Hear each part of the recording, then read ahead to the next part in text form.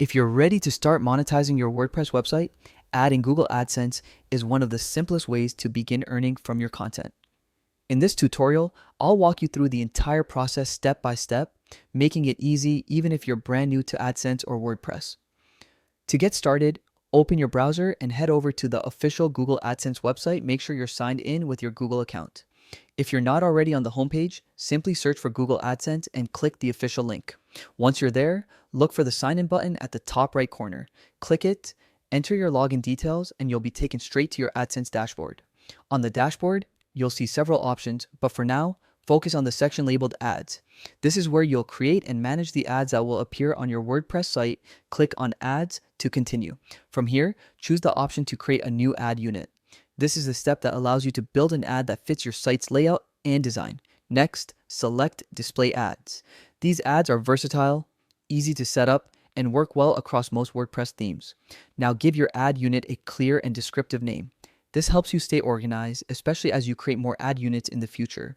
Once you've named your ad, click Create. AdSense will now generate a custom ad code for you. Look for the copy button and click it to copy the code to your clipboard. This code is what connects AdSense to your WordPress site. Now it's time to head over to WordPress, open your WordPress dashboard, and decide where you want your ad to appear. One of the simplest methods is to use a widget. Go to Appearance, then Widgets, and choose a custom HTML widget. Paste your AdSense code into that widget and place it wherever you want the ad to display on your site.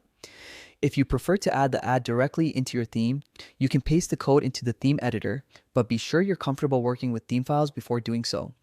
Once you save your changes, the ad will begin appearing on your site. It may take a little time for ads to fully load or start displaying relevant content, so don't worry if you don't see results instantly. And that's it. You've successfully added Google AdSense to your WordPress website. As you move forward, experiment with different placements and track your performance inside the AdSense dashboard.